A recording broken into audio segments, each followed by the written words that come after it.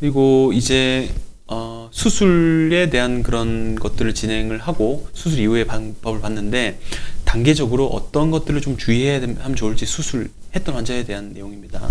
수술 후 관리, 저희 병원에서 이제 브로셔를 만들어서 제공하는 그런 겁니다.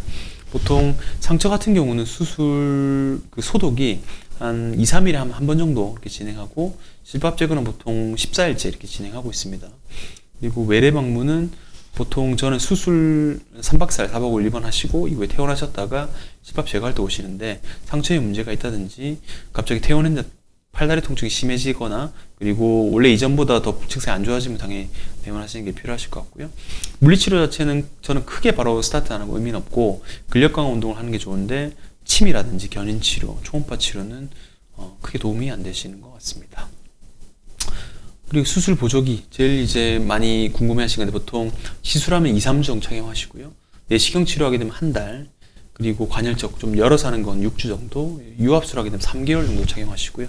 너무 오래 착용하면 근육 자체가 위축되고 통증이 발생하니까 보조기에 의존하는 것을 좀 피하시는 게 좀 도움이 되실 것 같습니다. 그리고 수술 후 씻을 때 보통 그 방수되는 그런 보조기를 착용하고 서서 이렇게 머리 감는 걸 권유드리는데, 세수하다가 디스크가 또 나오는 경우가 있거든요. 그래서 머리만 감을 경우 웬만하면 서서 하시고, 목욕 자체는 실밥 제거 다음날 가능하고, 탕에 들어간 거는 실밥 제거 후에 한 달째 이렇게 가능하게 됩니다. 수술 후 직장 복귀, 제일 궁금해 하시는 거죠. 시술하면 좀 보통 바로 이제 복귀를 말씀드리는데, 내시경 하게 되면 보통 2, 3주, 그리고 디스크 제거 이후에 수술을 좀 했다 하면 4주, 유압술 이후 했으면은 저는 6에서 12주 정도 있다가 복귀를 권유드리고, 특히나 복귀했을 때 장기간 앉아있는 것 자체가 많이 안 좋으니까 한 1시간 정도 근무 시간을 두고 50분 앉으면 이제 한 10분 정도는 쉬고 스트레칭 하는 것이 좀 도움이 되실 것 같습니다.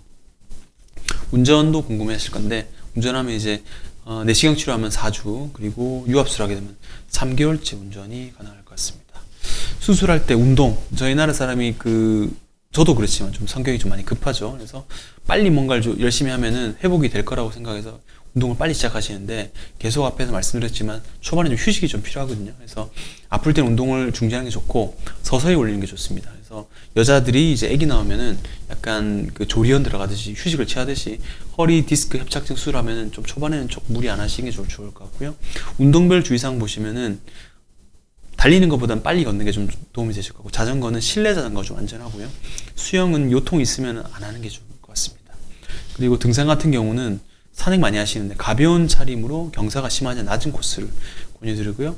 골프는 제가 권유는 잘 안 드리는데, 만약 하신다면은 허리를 트위스팅, 비틀지 말고 팔과 손목으로 가볍게 치는 거를 권유드리고, 테니스는 정지해 있으면 이제 서서 있고 몸을 발까지 같이 움직여서 스윙을 하는 거 쉽지는 않을 것 같습니다. 그리고 요가 같은 경우는 너무 무리하게 되면 안 하시는 게 좋을 것 같고, 에어로빅도 격렬한 것보다 가벼운 걸 천천히 시행하는 게 좋을 것 같습니다. 그리고 성생활 가능한 시기, 요거 성인들 많이 물어보시는데, 보통 보행 자체가 원활하게 될 때 가능하고, 디스크 같은 경우는 한 4주에서 6주 정도, 그리고 유압술 했으면 한 3개월째 이후부터 시행하는 게 좀 좋을 것 같고요. 통증이 있으면 웬만하면 좀 피하시는 것이 좀 좋을 것 같습니다. 관리부터 하나씩 보시겠습니다. 평생 이제 바닥 생활을 많이 하셨을 건데, 웬만하면 의자와 침대 생활을 하시는 게 좋을 것 같고요. 방바닥에 앉는 거를 좀 피하는 게 좋을 것 같습니다. 누워있을 때는 이렇게 디스크 같은 경우 특히나 이제 안에 무릎 밑에 베개를 놓거나, 협착증 환자 같은 경우는 베개를 사이에 끼우고 옆으로 돌아가는 게 좀 도움이 될 것 같고요. 아까 디스크 환자 초반에는 이렇게 엎드린 걸 권유드렸는데, 계속 엎드리자게 되면 이제 허리에 무리가 되니까 피하시는 것이 좋으실 것 같습니다. 그리고 일어날 때, 보통 다리로 많이 일어나는데, 일어날 때 이렇게 한 손을 지탱하면서 허리 자체에 무리가 안 되게 일어나시면 좋을 것 같고, 목부터 올리면서 등으로 올리는 것 자체가 디스크 자체에 압을 가하기 때문에 피하는 것이 도움이 되실 것 같고요. 앉아있을 때도 뭔가 기대어 있을 때는 허리에 쿠션을 받치고 이렇게 구부정하게 앉는 걸 피하시고, 의자 앉을 때도 허리를 바짝 엉덩이 등받이 닿게 앉는 것이 좋을 것 같습니다. 특히나 PC 사용할 때는 이 커브 자체가 이렇게 일직선 되게 하는 거고, 약간 구부정해 하는 것은 도움이 이제 안 되실 것 같습니다. 서 있을 때 마찬가지로 일직선으로 서 있는 게 좋고요. 그리고 장기간 서 있을 때는 책상 밑에 약간 발받침을 하는 것이 허리에 무리가 안 됐을 수 있고, 작업대에서 일할 때도 그 허리 자체의 그런 일직선상을 유지하는 것이 도움이 되실 것 같습니다.